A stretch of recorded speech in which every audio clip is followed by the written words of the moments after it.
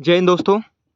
सबसे पहले एक ज़रूरी सूचना कि कुछ दोस्तों का कहना है कि सर आप नए एनईआर से करवाया करिए, हम लोगों का सेट मिलता नहीं है। तो देखिए, जो आपका नया और पुराना एनईआर है, सब में प्रश्न एक ही हैं, बस सेटों का क्या कहते हैं आगे-पीछे क्रम लगा दिया गया है। अब ध्यान से देखिए, जैसे कि मैं आपको पुरानी वाली से कराने जा रहा हूँ एनईआर नंबर सेट नंबर क्या 14। तो आप जो नई एनईआर लिए हैं, तो वह अपने 14 नंबर सेट को देखेंगे, तो यह प्रश्न उनमें नहीं मिलेगा। तो घबराने की बात नहीं है, जो आपका 14 नंबर सेट है, वह पुरानी वाली का एनईआर नंबर 2 है सेट। तो आप जाकर 2 नंबर सेट जिसको मैंने सॉल्व किया है, उसको आप देख लीजिएगा। फिलहाल मैं इस प्रश्न को करवाता हूँ, आप इसको भी देखिए क्योंकि यह भी प्रश्न आपका कहीं न कहीं उसी एनईआर में होगा, आगे-पीछे कहीं भी मिल सकता है। तो देखिए, लिखा है कि 2 रेलगाड़ियाँ एक ही दिशा में क्रमशः 45 किलोमीटर प्रति घंटा तथा 60 किलोमीटर प्रति घंटा की चाल से जा रही हैं। तेज गति वाली रेलगाड़ी धीमी गति वाली रेलगाड़ी से साढ़े 5 घंटे पहले पहुँचती है, तो कुल दूरी ज्ञात कीजिए। भाइयों बहुत ही शानदार तरीके से बताएँगे, आपको समझाने की पूरी कोशिश करेंगे, बस आपको वीडियो में अंत तक बना रहना है। देखिए, सबसे पहले आपको यहाँ पर लिखा हुआ है कि उनके चाल दिया हुआ है। पहली अगर रेलगाड़ी की चाल आप मानते हैं S1 और दूसरी की चाल मानते हैं क्या S2, तो उनका अनुपात दिया हुआ है 45 संबंधी 60 हो जाएगा। इतनी बात आई आपको समझ में? अब इतनी बात अगर आपको आ गई है समझ में, तो इसका अगर आप अनुपात निकालें तो कितना हो जाएगा? 15 तियाँ 45 और 15 चौके 60, यानी उनके चालों का अनुपात क्या आ जाएगा? आपका चालों का अनुपात आएगा 3 संबंधी 4। अगर दूरी समान हो, आपने कहा ना कि एक ही दिशा में चलती हैं, अगर दूरी समान होती है तो जो आपका चाल का अनुपात होता है उसका उल्टा समय का अनुपात हो जाती है। अगर पहली T1 समय में जाती हो और दूसरी T2 समय में जाती हो, तो इसका अनुपात जस्ट इसका उल्टा कर देते हैं, क्या हो जाएगा? 4 संबंधी 3। तो यही आपको प्रश्न देखा है, यहाँ पे देखिए लिखा है कि तेज गति वाली रेलगाड़ी धीमी गति वाली रेलगाड़ी से साढ़े 5 घंटे पहले पहुँचती है। ये देखिए, ये तेज गति वाली रेलगाड़ी है, तो ये 3 घंटे में ही पहुँच जा रही है और ये 4 घंटे में पहुँचती है। तो यहाँ से ये कितने घंटे पहले पहुँची है? 1 घंटे पहले पहुँची है और इसी 1 घंटे का आपको प्रश्न में मान दिया हुआ है कितना? मान दिया हुआ है आपका साढ़े 5 घंटा, साढ़े 5 घंटा यानी इसको कर देते हैं 10/2 घंटा। इतनी बात आपको आ गई समझ में? अगर मित्र आपको इतनी बात समझ में आ गई है तो आपको 1 घंटा बराबर कितना दे दिया है? 10/2। तो कुल आपने कहा कि पहले कितना समय लगा होगा पहली वाली को लगा होगा 4 का समय, तो 4 को आप बदल दीजिए 10/2 यानी क्या हो जाएगा? यहाँ से 2 टोटल कितना हो जाएगा आपका? 20 घंटा। यानी अगर पहली रेलगाड़ी को दूरी तय करना हो तो कितना समय लगेगा? पहले को लगेगा 20 घंटा और पहले की चाल कितनी दूरी है? पहले की चाल है 45, तो यहाँ से दूरी बराबर क्या होता है दोस्त? दूरी बराबर होता है आपका चाल गुणे समय। तो दूरी कितना थी पहले की? पहले की दूरी है पहले की चाल कितनी है? पहले की चाल है 45, समय लग रहा है आपका 20 घंटा, तो गुणा कर दीजिए 45 दूनी के 90 और एक जीरो लगा देंगे, यानी आपकी टोटल दूरी हो जाएगी कितनी? टोटल दूरी हो जाएगी 900 किलोमीटर। ठीक है दोस्तों, बहुत ही मस्त सवाल है आपका और ऐसे प्रश्न भी आपके एनईआर में आते हैं, तो कोशिश करिएगा सीखने का। ठीक है, मैं आपको बहुत ही आराम से सिखाने की कोशिश कर रहा हूँ ताकि ऐसा प्रश्न आपका एनईआर में आए तो वो फिर हो जाए। ठीक है, अगर आपको समझ में नहीं आता है तो एक बार वीडियो को फिर से बैक करके देखेंगे, उम्मीद करते हैं आपको ज़रूर समझ में आएगा। ठीक है दोस्तों, चलते हैं अगले प्रश्न की ओर। जैसे मित्र लिखा है, राम और श्याम ने मिलकर 3364 रुपये 5% वार्षिक की दर से चक्रवृद्धि ब्याज पर दिया। 3 साल बाद राम उतनी ही राशि प्राप्त करता है जितनी कि श्याम 5 वर्षों में प्राप्त करता है, तो मूलधन में राम का हिस्सा। बहुत ही अच्छे तरीके से मैं आपको बताऊंगा दोस्त, आप इस प्रश्न को रोक कर एक बार सॉल्व करिएगा और आप किसी और से मतलब समझाने की कोशिश करिएगा, देखिए वो कैसे बताते हैं और यही प्रश्न आप कैसे सीखते हैं। तो इसको बहुत ही आसान तरीके से मैं आपको बताने वाला हूँ, चलिए इसको देखिए। मान लीजिए अगर राम ने लिया होता ए, ठीक है, ये राम हो गया, और श्याम लिए हैं बी, ठीक है, राम लिए हैं ए हिस्सा और श्याम दिए हैं कितने हिस्सा, बी। तो टोटल ए प्लस बी बराबर ही आपका कितना होगा, ए प्लस बी बराबर ही हो जाएगा 33 64। ठीक है दोस्तों, अब जानते हैं आपकी टोटल यहाँ पे प्रतिशत का ही रोल होता है, तो प्रतिशत कितना दिया हुआ है, 5%। कितना प्रतिशत, 5% है। 5% को आप कहती हो 1/20, यानी 20 रुपये पर 1 रुपये ब्याज मिलता। ठीक है, यानी मिश्रधन कितना हो जाता, अगर ए की बात करें, राम की बात करें, राम लगाए हैं कितने, ए रुपया लगाए हैं, राम कितना लगाए हैं, ए रुपया लगाए हैं, और आपने कहा कि 20 से 1 साल में ब्याज कितना हो जाएगा, 21, और मूलधन कितना, 20। ठीक है, और आपने कहा कि राम कितने वर्षों के लिए लगाए हैं, राम लगाए हैं 3 वर्षों के लिए, यहाँ लगा लीजिए कितना, 3। अब यही टोटल प्रोसेस श्याम के लिए कर दो, तो श्याम ने लगाया है कितना, 20 रुपये लगाया है, वो भी सेम दर पर, तो उनका भी दर कितना है, 5% है। 5% को कहते हैं 1/20, यानी 20 से कितना हो जाएगा, 1 वर्ष में 21। और आपने कहा कि जो श्याम है, श्याम की राशि कितने वर्षों के लिए थी, 5 वर्षों के लिए, तो इसका पावर क्या कर देंगे आप, 5 कर देंगे। ठीक है दोस्तों, अब बहुत ही आसान तरीके से मेरी बातों को आप सुनेंगे ध्यान से। ये देखिए, आपको यहाँ पे एक 3 पावर है, तो इधर जाएगा तो आपका 3 पावर घट जाएगा, यानी क्या हो जाएगा आपका ए, और इसको बी को पहले इधर लाइए, तो बी को लाएंगे भाग में तो हो जाएगा बी, और यहाँ से क्या हो जाएगा आपका 3 पावर इधर जाके आपका घट जाएगा, तो कितना हो जाएगा, यह हो जाएगा 21/20 का पावर 2। बात है समझ में। और यहाँ से देखिए दोस्त, इसको लिखेंगे आप 441, और यहाँ से कितना हो जाएगा 400। ठीक है, तो देखिए ए का हो गया 441 और बी का कितना हो गया 400। ये है आपका राम और क्या है श्याम। अब इन मित्रों को देखो कि टोटल इन दोनों को ही तो मिलाकर कहा हुआ था 33 64, तो इन दोनों को अगर आप जोड़ेंगे तो कितना हो जाएगा, ये 4 4 8, यानी 841 रुपये।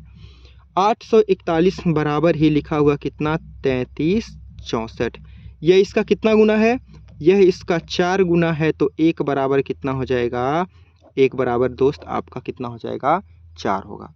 1 बराबर 4 आ गया, तो किसका मान पूछा है, आपसे पूछा है कि श्याम को देता है तो मूलधन में राम का हिस्सा दोस्त आपसे पूछा है, तो राम का कितना है, राम का तो ऊपर वाला है ना ये, तो इसका भी 4 गुना कर दीजिए, यानी 441 गुणे 4 करेंगे, तो 4 × 9 4, 4 चौके 16, 4 चौके 16 और 1 कितना 17, 1764 रुपया आपका क्या हो जाएगा, उसका हिस्सा हो जाएगा। ठीक है दोस्तों, तो ऐसे प्रश्न को भी आप ऐसे सीखेंगे। मैं आपको बहुत ही आराम से सिखाने की कोशिश कर रहा हूँ, ताकि आपको एक बार में ही प्रश्नों को समझ में आ जाए। ठीक है, जो दोस्त वीडियो को पूरा देखेगा वह आपका निश्चित है कि पेपर में कुछ ना कुछ उसको इससे फ़ायदा ज़रूर मिलेगा।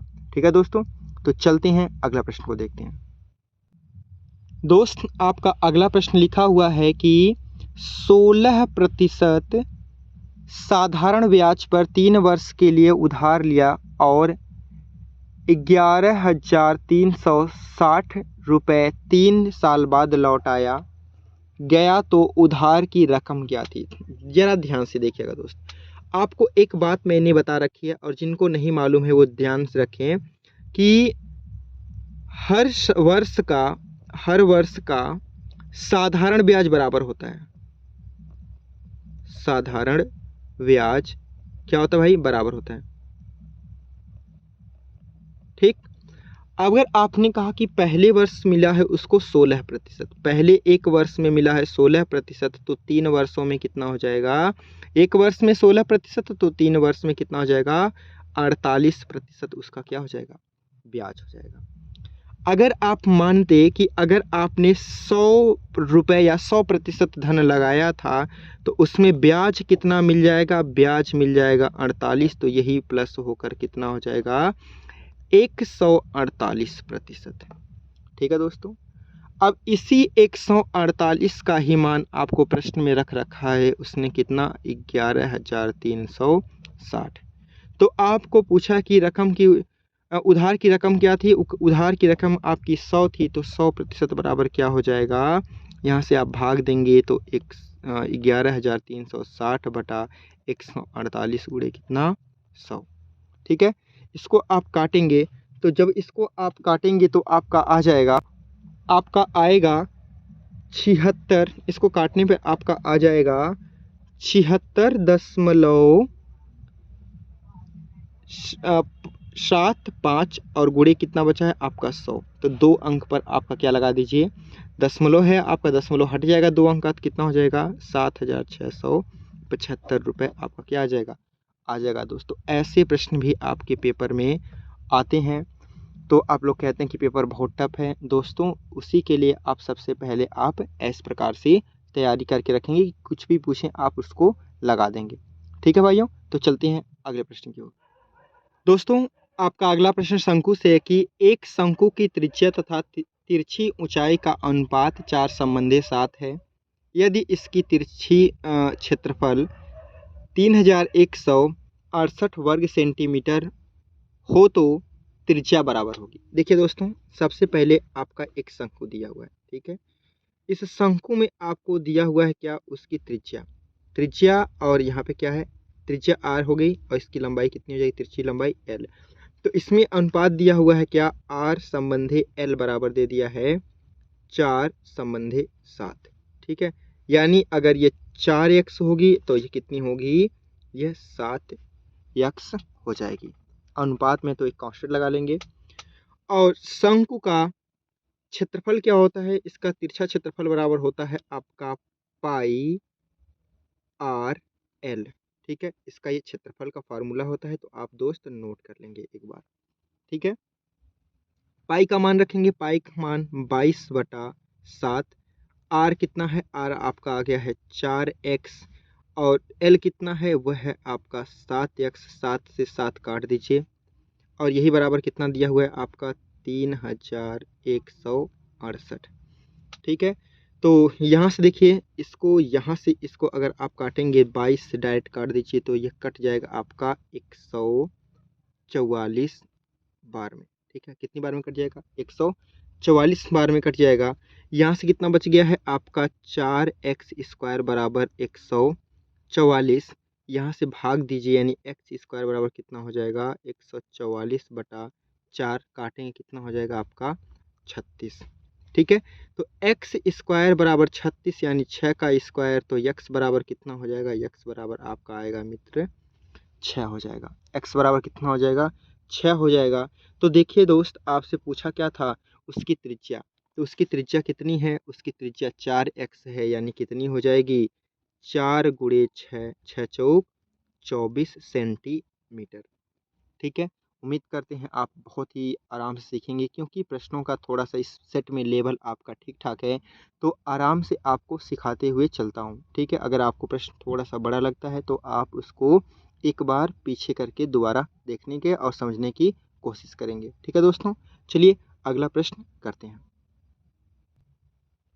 लिखा है आपका कि 12 आदमी अथवा 18 औरतों के द्वारा एक खेत की कटाई 14 दिनों में करते हैं, तो 8 आदमी और 16 औरतें मिलकर उसी खेत की कटाई कितने दिन में कर देंगे। देखिए दोस्तों, यहाँ पे आपने कहा कि 12 आदमी अथवा या 18 औरतों के द्वारा एक खेत की कटाई 14 दिन में कर सकती हैं, यानी आपके 12 पुरुष या 18 महिला का काम बराबर होगा। 12 पुरुष या 18 महिला का काम बराबर होगा, तो यहाँ से इनका अनुपात निकाल लीजिए आप, क्या हो जाएगा 6 दूनी के 12, 6 त्रिक 18, यानी पुरुष हो जाएगा 3 और महिला क्या हो जाएगी 2, यानी पुरुष रेशियो महिला बराबर लिखेंगे तो 3:2 आपका क्या हो जाएगा, इसका अनुपात आ जाएगा।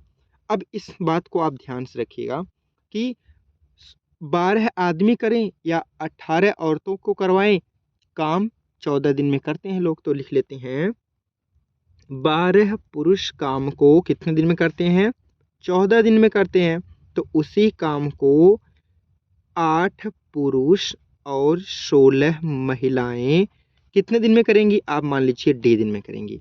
तो P की जगह पर 3 रख दीजिए और M की जगह पर क्या रख दीजिए? 2। आपका आंसर आ जाएगा। देखिए कैसे, 12 गुणे 3 गुणे 14 बराबर, यहाँ से क्या रख दीजिए? देखिए P का मान 3, 8 तरीक 24, और यहाँ पर देखिए M का मान कितना है? 2, तो 16 दूनी के 32 गुणे D। इसको जोड़िए तो कितना हो जाएगा? आपका हो जाएगा 56। कितना? 56। अब यही 12 गुणे 3 गुणे क्या है? 14 है। तो देखिए 14 चौका 56, यहाँ 4 आ जाएगा और 4 से काटेंगे तो 4 तिया के 12, बच गया 3 गुणे 3 बराबर D, यानी D बराबर 3 तरीका 9 3। यह मित्र आपका क्या हो जाएगा? यह इस सवाल का आपका परम सत्य आंसर हो जाएगा। ठीक है, तो चलते हैं अगले प्रश्न को आपको दिखाते हैं कैसे लगेगा।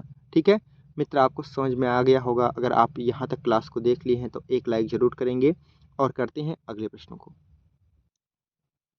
देखिए दोस्तों, पार्क वाला प्रश्न आ गया है कि एक पार्क की लंबाई तथा चौड़ाई का अनुपात 3 संबंधी 1 है। चलिए पहले बनाते हैं। यह आपका एक क्या है? पार्क है। ठीक है, इस पार्क की लंबाई जो है आपका 3x के अनुपात में है, और ये क्या हो जाएगा? आपका 1x यानी x होगा। ठीक, देखो लिखा हुआ है ना, 3 संबंधी 1 के अनुपात में है। फिर कहा कि इसकी पार्क की परिधि कितनी है? पार्क की परिधि है 320 मीटर। तो आप जानते हैं आयत, ठीक है, आयत की परिधि या परिमाप। तो इसका परिमाप कितना होता है? इसका परिमाप होता है 2L गुणे B, यानी लंबाई गुणे चौड़ाई। तो लिख लीजिए 2, आपने कहा कि 3 और x बराबर कितना हो जाएगा? यह हो जाएगा आपका टोटल 2, और यहाँ से कितना हो गया? 4x। यही बराबर आपका परिधि बराबर प्रश्न में लिखा हुआ है 320। तो यहाँ लिख लीजिए कितना? 320। काट दीजिए तो देखिए 4 दूनी के 8, इससे काटेंगे यहाँ से कितना हो जाएगा? आपका 8 चौक 32, यानी x बराबर कितना आ जाएगा? x बराबर आ जाएगा 40। यानी पार्क की लंबाई की बात करें तो कितना हो जाएगी? 3 गुणे 40 बराबर कितना हो जाएगा? 120। ठीक, और यहाँ से कितना है? ये तो आपका 40 आया हुआ ही है। अब कहा कि पार्क के भीतर आपको रास्ता बनाना है, कितना मीटर चौड़ा? 2 मीटर चौड़ा रास्ता। तो देखिए अगर पार्क के भीतर आप बनाते हैं रास्ता, जिस रास्ते का चौड़ाई कितनी हो? 2 मीटर हो। कितने मीटर हो? 2 मीटर चौड़ा रास्ता। तो अंदर बने पार्क के रास्ते का क्षेत्रफल का फार्मूला मैं आपको बता देता हूँ। अगर इसकी लंबाई कितनी, चौड़ाई कितनी हो, मान लीजिए a हो, तो क्या हो जाएगा? 2a बराबर लंबाई प्लस चौड़ाई, और अंदर वाला है तो माइनस कर देते हैं क्या? 2a, यही क्या होता है? रास्ते का आपका क्षेत्रफल। तो यहाँ से रख लीजिए 2, कितना मीटर चौड़ा रास्ता? 2 मीटर चौड़ा रास्ता। लंबाई कितनी है? लंबाई उसका आ गया है 4 तिया 12, 120, और चौड़ाई कितनी है? 40, और रास्ते के, ये आपने कहा कि रास्ते की चौड़ाई कितनी है? 2 मीटर। तो यहाँ से कितना हो जाएगा? 4। तो इसको जोड़िए, 2 दूनी के 4 और गुणा कर देंगे तो 160 में से 4 घटाएंगे, कितना हो जाएगा? आपका हो जाएगा ये है 56। इसका गुणा करिए, इसका गुणा करेंगे तो आपका आ जाएगा, तो यहाँ से आपका ये आ गया क्या?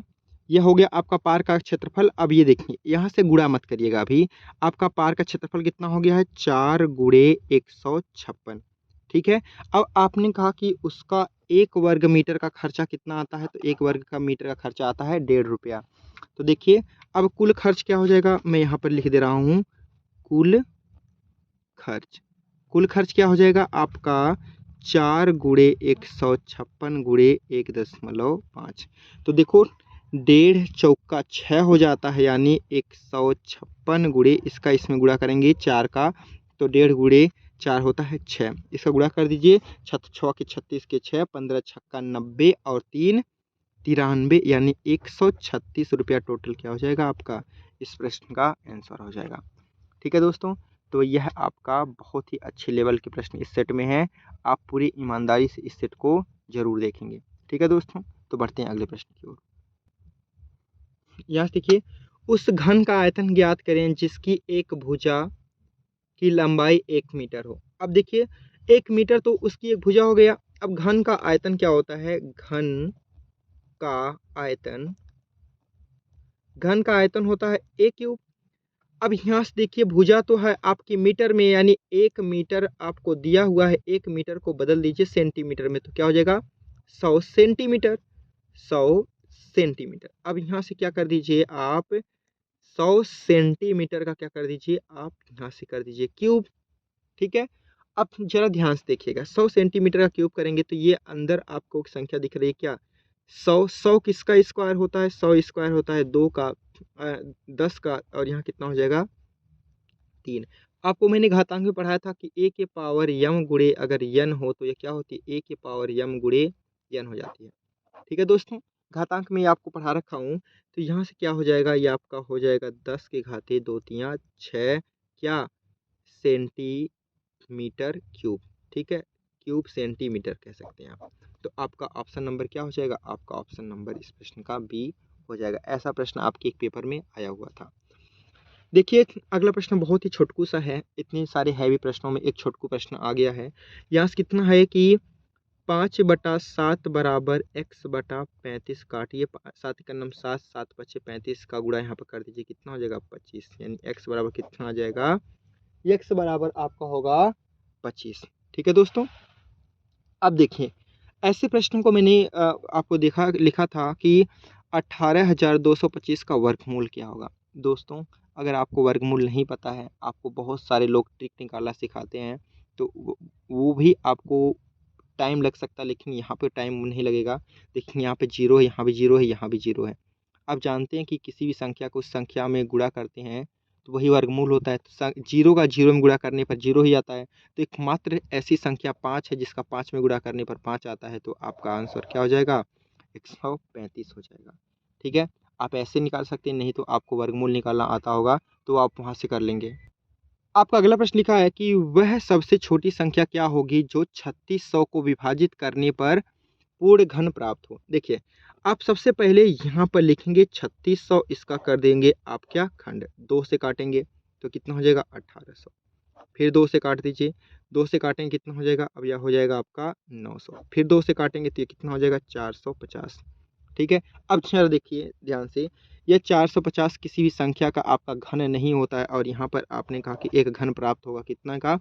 2 का। यानी आपका आंसर क्या हो जाएगा? आप 3600 में किसमें भाग दे देंगे? आप भाग देंगे किससे? 450 से। तो ये कितना प्राप्त होगा? यह होगा क्या? 8। और यही क्या होता है? एक पूर्ण घन होता है, किसका? 2 का। तो मित्र इसका आंसर आपका हो जाएगा कितना? 450। यहाँ आप गुणनखंड करके इसको निकाल सकते हैं। ठीक है, चलते हैं अगले प्रश्न की ओर। दोस्तों लिखा है कि दो संख्याओं का योग आपका 384। मान लीजिए एक संख्या a और एक संख्या आपकी b है, तो इसका योग कितना दिया हुआ है? 384। ठीक है, तथा एक संख्या 48। मान लीजिए उसमें एक संख्या जो आपकी दी हुई है b, उसका मान कितना हो गया? 48। यहाँ से क्या लिख दीजिए? 384। तो यहाँ से a बराबर क्या हो जाएगा? 384 माइनस 48। इसको घटाएंगे तो a बराबर कितना आ जाएगा? यह बराबर आ जाएगा आपका 336। ठीक है दोस्तों, आपका कितना आ जाएगा? 336। अब देखिए एक संख्या आपको पता चल गई है 336, और एक संख्या आपको पहले से दिया था कितना? 48। तो यही तो कहा है दोनों संख्याओं का अंतर ज्ञात कीजिए। तो 336 माइनस 48 जब आप करेंगे तो कितना हो जाएगा? 288 आपका क्या हो जाएगा मित्रों? इस प्रश्न का राइट आंसर हो जाएगा। चलिए अब यहाँ पर देखिए लिखा हुआ है कि 10 और 30 का तृतीय अनुपात ज्ञात कीजिए। देखिए अगर a, b और c इसमें तृतीय अनुपात निकालने के लिए कहता है तो आप कैसे निकालते हो? a ratio b संबंधे b ratio c निकालते हो, यानी अंदर वाले का गुणा अंदर, बाहर वाले का गुणा क्या? बाहर कर देते हो। यानी 10 संबंधे 30 संबंधे 30, और यहाँ से क्या हो जाएगा आपका? c। तो 30 का गुणा 30 में कर दीजिए, 30 गुणे 30, और यहाँ से क्या हो जाएगा? बराबर c गुणे 10। 10 से काट दीजिए, यानी 30 कितना हो जाएगा? 90। आपका तीसरा समानुपात क्या हो जाएगा? 90 हो जाएगा। ठीक है दोस्तों, अगला प्रश्न देखिए, आपको लिखा हुआ है कि एक वस्तु को 18,450 रुपये में बेचने पर एक व्यक्ति को 50% की हानि होती है। तो 50% का लाभ प्राप्त करने के लिए उसे उस वस्तु को कितने रुपए में बेचना चाहिए? दोस्तों इस प्रश्न को ध्यान से देखिए। एक वस्तु को 18,450 रुपए में बेचने पर एक व्यक्ति को 50% की हानि हुई। पहले इतना देखो, 18,450 रुपए में बेचा तो 50% की हानि हुई, यानी 50% पर बेचा, आधा पे बेचा, यानी 100 की अगर रहती वह तो 50 में बेच दिया। अब जरा ध्यान से देखिएगा, तो यहाँ से उसने कह रखा है कि 400 18,450 को 50% कम पर बेचा, यानी उसने उसका आधा पर बेचा, तो उसका वस्तु का मूल्य कितना हो जाएगा? इसका दुगना हो जाएगा। तो ये कितना हो जाएगा? इसका दोगुना कर दिए, 0 5 दूनी के 10 के 0, 4 दूनी के 8 और ये कितना 9, 18 दूनी के 36। ठीक है, तो यानी कितना हो जाएगा आपका? 36,900 हो जाएगा। ठीक है दोस्तों, अब आपने कहा कि उस वस्तु का जो मूल्य था 36,900 था। अब कहा कि उस वस्तु को 50% के लाभ पर बेचना है, यानी इसी का तो आधा लाभ हो, तो इसका आधा ही तो कितना होगा? 18,450 होगा। तो जोड़ दीजिए 36,900 प्लस 18,450, तो ये आपका कितना हो जाएगा? यह हो जाएगा 55,350 रुपये। ठीक है दोस्तों, अगर ऐसे नहीं समझ पाते हैं तो ऐसे समझ लीजिए। आप मान लीजिएगा कि आपका 100% टोटा रहा हो, 100 में 50% कम पड़ गई तो 50 बचेगी। तो 50 को ही इसने कितना कह रखा है? 50 को कह रखा है 18,450। तो आपने कहा कि 50 का मान ये है, 0 से 0 को काट लीजिए, यहाँ से काटिए तो 5 तियाँ के 15 बच गया आपका कितना? 3, ये हो जाएगा 34 आपका, 5 छक्का 30 बच गया आपका कितना? 4, 45 9 5 45। अब देखिए ध्यान से, अगर वे 1% का मान इतना आ गया है तो कहा है कि 50% के लाभ पर बेचेगा, तो आप यहाँ से कर दीजिएगा 150 का कितना इतना गुना, तो कर दीजिएगा 9 3 6 9 गुणे कितना 150। फिर से आपका आंसर कितना आएगा? आ जाएगा 55,350। ठीक है, ऐसे भी इस प्रश्न को आप लगा सकते हैं। जरा ध्यान से देखिएगा, यहाँ पे अगला लिखा है कि एक शहर की वर्तमान जनसंख्या 26,010 है, उसमें प्रत्येक वर्ष 2% की दर से वृद्धि हो रही है, तो 2 वर्ष पहले शहर की जनसंख्या क्या थी? जरा ध्यान से देखिएगा। मित्रों देखिए, लिखा है कि एक शहर की वर्तमान जनसंख्या 26,010 है, तो उसमें प्रत्येक वर्ष 2 वर्ष की वृद्धि हुई। अब देखो 2% को कहता है आपका 1/50, यानी अगर 50 से बढ़कर कितनी हो जाती है? 51। ठीक है, तो ये 2 वर्ष आपने कहा कि 2 वर्ष है, तो इसका स्क्वायर कर दीजिए, तो 50 का स्क्वायर करेंगे तो कितना हो जाएगा? 5 5 25, 2 जीरो बढ़ा दीजिए। ठीक है, और 51 का स्क्वायर करेंगे तो 51 का स्क्वायर आपका होता है 2601। ये 2 वर्ष पहले की जनसंख्या है और ये वर्तमान में, तो वर्तमान में कितना लिखा हुआ है? वर्तमान लिखा हुआ है 26,0, ठीक है 10। अब देखिए, जो आपका ये 2,601 है, इसी में आपका एक जीरो यहाँ बढ़ाकर लिखा हुआ है, तो यहाँ से भी एक जीरो बढ़ाकर लिख दीजिएगा, तो 26 2 और एक जीरो यहाँ पर एक्स्ट्रा है, यानी इसका 10 गुना है, तो इसका भी 10 गुना कर दीजिएगा, तो आपका यही क्या हो जाएगा? इसकी वर्तमान जनसंख्या हो जाएगी। ठीक है दोस्तों, आज का आपका एनईआर सेट बहुत ही ज़बरदस्त था, इसलिए आप लोगों को इसको ज़रूर देखना है और ईमानदारी से पूरे क्लास को रिवीजन फिर से एक बार कर लीजिएगा। जय हिंद, जय भारत।